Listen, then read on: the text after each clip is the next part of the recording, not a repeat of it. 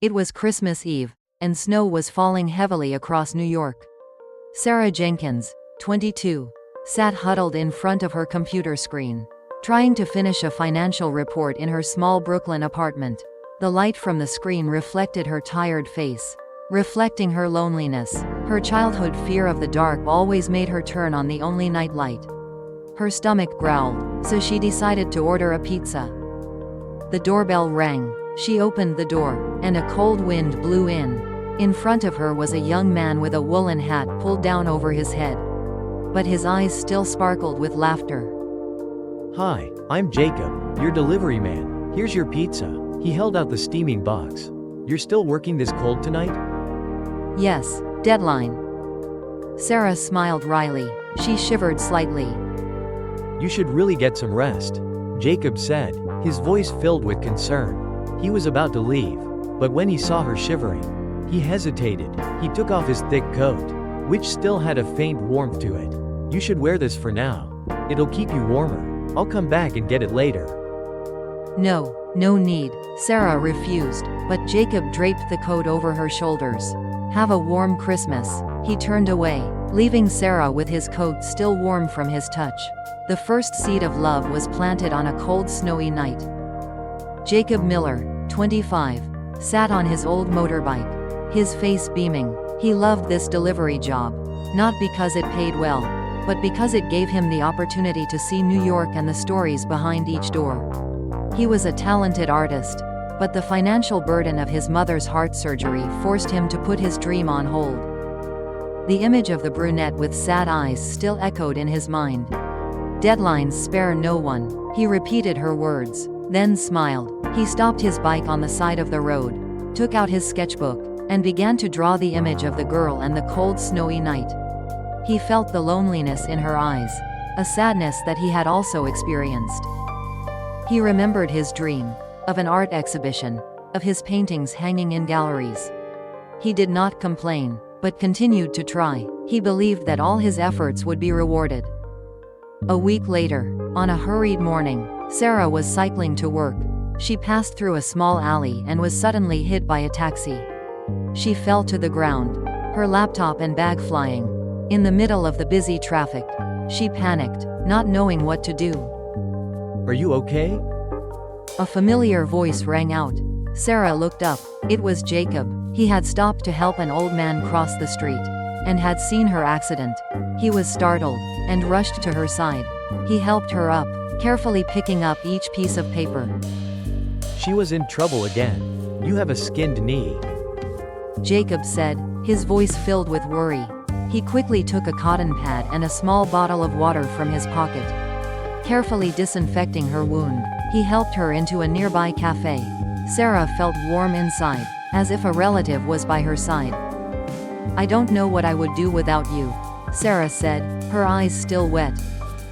"You don't need to thank me. Just know that there are still many people in this world who are willing to help you." Jacob smiled. Sarah's knee injury was more serious than she thought, and she had to be hospitalized for treatment. Jacob, after finishing his work, came to visit her. He brought a bouquet of flowers and a sketchbook.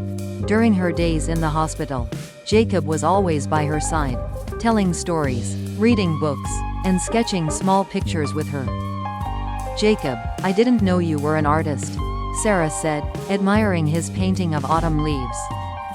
"I'm not a professional artist, just a lover of beauty." He smiled. "These drawings help me forget my hardships, and I want to share them with you."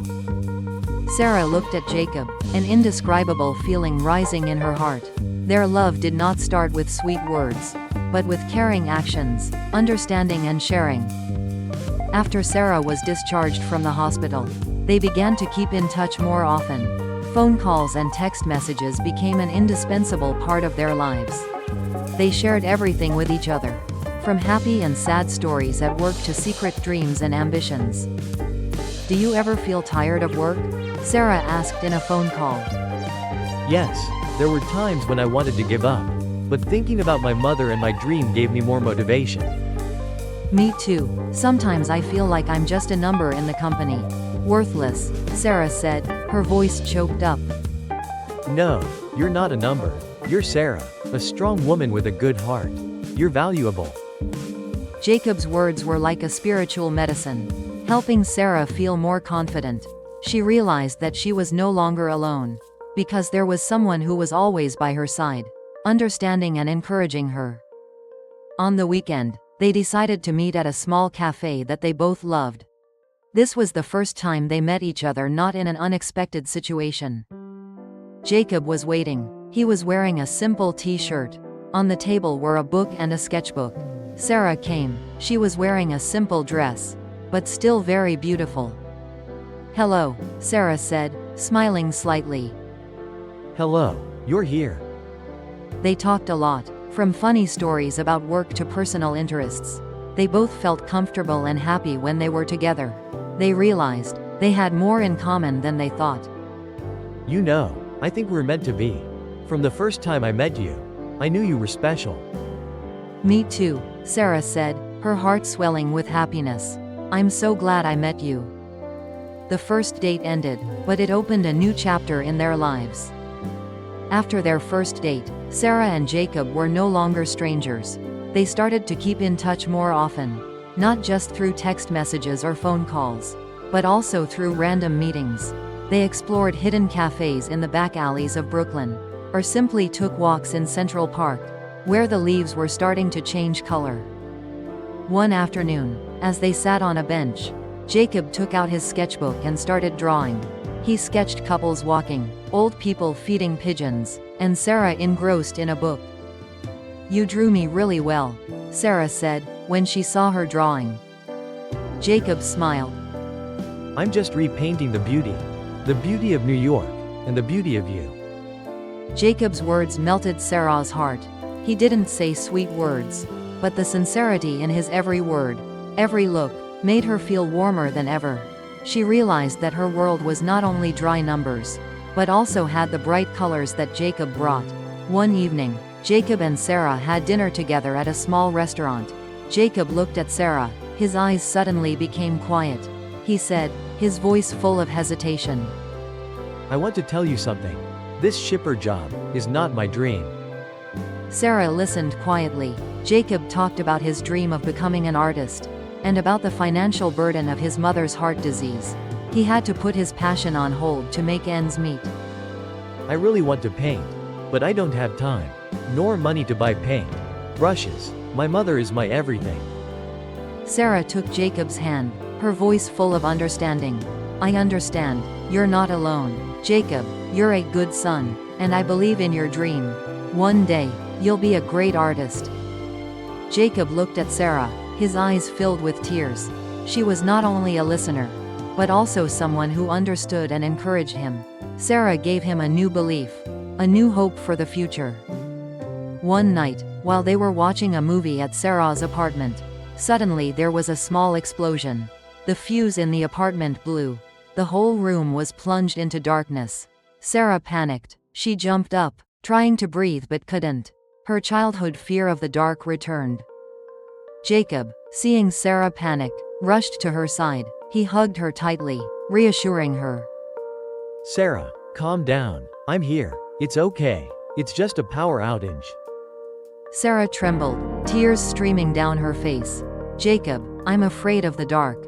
I've been afraid since I was little. I can't breathe. Jacob gently stroked her hair, his voice filled with tenderness. Tell me, what happened? Sarah told him about the accident when she was a child, when she was trapped in a dark room. Since then, she had a fear of the dark and small spaces. She was afraid of being alone. Jacob whispered, holding her tightly. Don't be afraid. I'm here. I'll always be with you. And together we'll overcome this fear. Jacob lit candles, creating a cozy atmosphere. He told her funny stories, sang her a lullaby. That night, Sarah was no longer afraid, because she knew that there was someone who was always by her side, understanding and protecting her. From that night on, their relationship became deeper. They began to spend more time together. Jacob often came to Sarah's apartment, cooked simple meals for her. He helped her clean the house, repaired broken items. Once, they went shopping together at a local market. They picked vegetables together, and talked about the trivial things in life. Jacob, who was always busy with work, now felt peaceful and happy when he was with her. Sarah was the same. She no longer felt lonely. Jacob brought her a colorful, loving life. She realized that happiness is not about luxury, but about simple, small things, when you are with the person you love. One afternoon, Sarah returned home after a stressful day at work. She was reprimanded by her boss for a small mistake in the report. She felt tired, depressed and disappointed in herself. Jacob came and saw Sarah sitting curled up on the sofa, her face sad. He came to her and gently hugged her. He asked, his voice filled with worry. "What's up?" Sarah burst into tears. "I did wrong. My boss scolded me. I feel so useless," Jacob said, taking her hand. "No, you're not useless. You're a very good person. Everyone makes mistakes. The important thing is that you get up and try again." Jacob da dan ka buoi toi du da dong vien Sarah. An da noi voi ko nung kao choyen vui. Ju ko quen di noi buon. An da o ben ko. Ju ko lay lai tin than. Sarah cam thay biat on vi ko an o ben gun. Kuoi tuan. Jacob va Sarah kung nhau di dao tai mo kong vien ko viu gom hoang hun dep nyat New York. Ho nagoi tren mo chiak gi da. Gom nin an mat troi lan dan sao nung toa na sao tang. Kung gun lang man va yen bin. Jacob, m cam on nv tat ka. Sarah noi, nam chat te an, no ko an, m moi nyan ra rang kwak song na kon nu ju tot dep. Jacob ki sang nin ko. An mat an tran nop yu thuong. Sarah, an kung fi cam on m. M da mang an sang vau kwak doi an. Jacob ni nong nong cam Sarah len. Va trao cho ko mo nu hun nong nan. Nu hun du kong kai la su dam mi. Ma kon la su dong cam. Su thou hu va loi wa se luon o ben nhau. Doi an hoang hun ruk ro. Hai tri tim da wa chung mo en hip dap. Tin yu kua ho da chom no. Sarah and Jacob's relationship grew closer and closer. Jacob decided it was time to introduce Sarah to his mother, the woman he loved and worried about the most. The meeting took place in a small coffee shop where Jacob's mother worked. She was a gentle woman, but her eyes were full of concern as she saw the obvious difference between the successful, well-dressed girl and her son. She said, a forced smile on her lips. "Hi, Sarah," she said. "My son Jacob has never introduced any girlfriends. You're the first." Sarah felt a little nervous. "Hello, ma'am. Jacob told me a lot about you." After a while of chatting, Jacob went to get more coffee. His mother looked at Sarah, her voice filled with sincerity but also unable to hide her worry. "Sarah, I know you are a good person. But you have a stable job, a bright future. Jacob is. He is just a delivery guy. I don't want him to hinder you. Nor do I want him to suffer for not being able to take care of you." Her words were like a bucket of cold water thrown at Sarah. She understood the feelings of a mother. But it also hurt that Jacob was judged only by his work. She looked at Jacob who was returning, smiling as if nothing was wrong. But in her heart she began to worry. A week later, at the company, Sarah received unexpected good news. She was promoted to the position of team leader. A big step forward in her career. The new position meant a higher salary, but also more pressure and longer hours. "Sarah, this is a great opportunity for you," her boss said. "This job will be more demanding, but I believe you can do it." Sarah was excited, but also a little confused. She would have to work more, and that meant less time with Jacob. She called him, her voice filled with joy but also worry. "Jacob, you got promoted." "That's amazing. I'm proud of you." But then there was a pause. He knew that her promotion meant that the distance between them would grow even wider. He, a shipper, and she, a finance team leader. Could they continue? Sarah's new job was taking over. She barely had time for Jacob. Dates were cancelled. Texts were returned late. Jacob could feel her drifting away. Jacob asked in a phone call. "Are you busy, Sarah?" I've been waiting for you all afternoon and you haven't called back? I'm sorry, Jacob, I've been so busy with my new job. I forgot, Sarah said, her voice tired. Please don't be mad at me. Jacob said, his voice full of sadness. I'm not angry. I just feel like we're drifting apart. I feel like I'm standing still while you keep walking. Jacob's words hurt Sarah. She knew he was hurt, but she was also under pressure from work. She didn't know how to explain. The call ended, leaving a big void in both of their hearts. After that call, they decided not to see each other for a while. Sarah returned to her lonely life. She worked all night, coming home exhausted. At night, she had to turn on the night light again.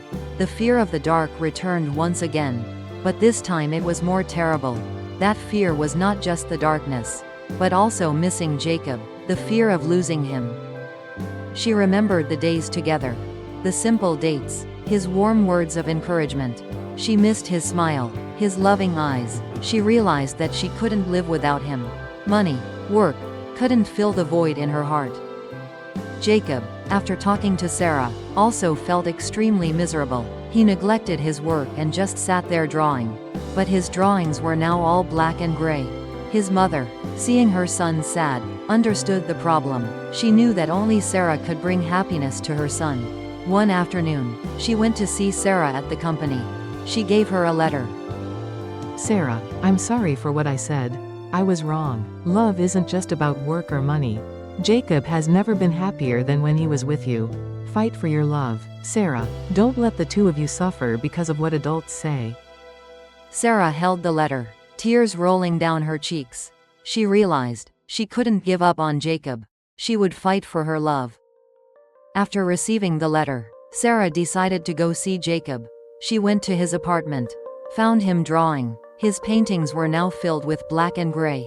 Sarah called out, "Jacob." He turned around, surprised to see her. Sarah, what are you doing here? "I came to tell you that I love you. I won't let work, or anything else, get in the way of our love," Sarah said, her voice filled with determination. Jacob looked at her, his eyes sparkling again. He took her hand, leading her to a painting. It was a large painting, depicting Sarah, her eyes sparkling with joy. The painting was called, "Your Light," Jacob said, holding her tightly. Sarah, this painting is yours. You are the light in my life, and I will fight to keep this light. Together they overcame the first challenges. Their love, now not only romantic, but also steadfast and courageous. After returning from Jacob's apartment, Sarah's heart was filled with strength. She realized that her love for him was stronger than any work pressure or prejudice. The next morning, she went to the office. Not tired but determined, she made an appointment to meet her boss. "I love this job, sir," Sarah said, her voice full of confidence. "But I realize that there is more to life than work. I want balance, and I will not let work take me away." Her boss looked at her, surprised at this change. "You did great, Sarah. I understand what you want. We will find a way for you to have balance." After that, Sarah called Jacob, her voice full of joy. "Jacob, I talked to the boss. He agreed. I'll have more time for you," Jacob said, his voice filled with emotion. Sarah, I'm so proud of you. I love you. Sarah decided that it was time for her to do something for Jacob, as he had done for her. One afternoon, she happened to read an announcement about a competition for talented young artists, with a solo exhibition as the prize.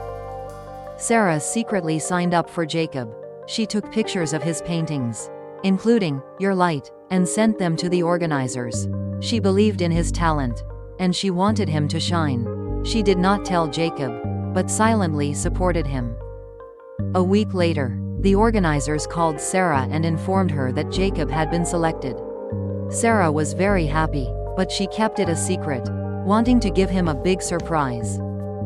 On the day of the exhibition, Sarah took Jacob to a small but cozy gallery in the city center. Jacob was surprised to see his name on the sign.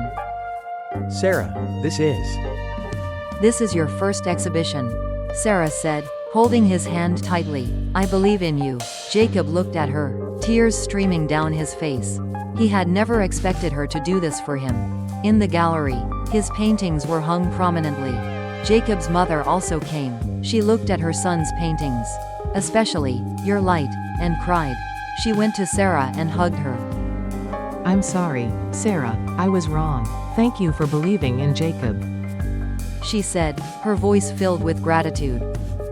The exhibition was a huge success. Jacob sold many paintings, and received many compliments. He became a well-known young artist. After the exhibition, Jacob received an offer to work at a prestigious design studio. He would be able to work in the field he loved, and have a stable income. He would be able to support his mother, and pursue his passion. Will you accept, Jacob? Sarah asked, her voice filled with joy. Jacob said, hugging her tightly. I will accept, but not for money or fame. I accept because I want a good future for us. I always believed in you, Sarah said, her heart filled with happiness. They had overcome challenges together. Their love was not just romantic, but also trust, support, and courage. Another stormy night had come to New York, but this time, Sarah was no longer afraid. She went to Jacob's apartment, not to seek shelter, but to be with him. Do you remember the first stormy night? Sarah said, looking at Jacob. I was scared then, but now, I'm not scared anymore, because I know, you're here with me. Jacob said, taking her hand. Me too. You brought light into my life. Jacob gently knelt down. He didn't have a diamond ring, but only a homemade ring from a small piece of wood, on which their names were engraved. Sarah, I know, this ring is not expensive, but it is all my love. Will you marry me? Sarah burst into tears, tears of joy rolling down her cheeks. I do, Jacob, I do. They shared a passionate kiss by candlelight, in the sound of falling rain. This was not an end, but a new beginning, a beginning to their happy life. They got married in a simple ceremony, witnessed by Jacob's mother and close friends. Sarah no longer worked all night. She learned to balance life and work. Jacob became a successful artist. His paintings were loved by many. He often painted Sarah, the one who brought light into his life. They lived a full life, not only with love but also with understanding, trust and support. Their love did not start from luxury, but from chance encounters, from challenges, and from sincere promises. Together they wrote the most beautiful love story, a story that will forever stay in their hearts.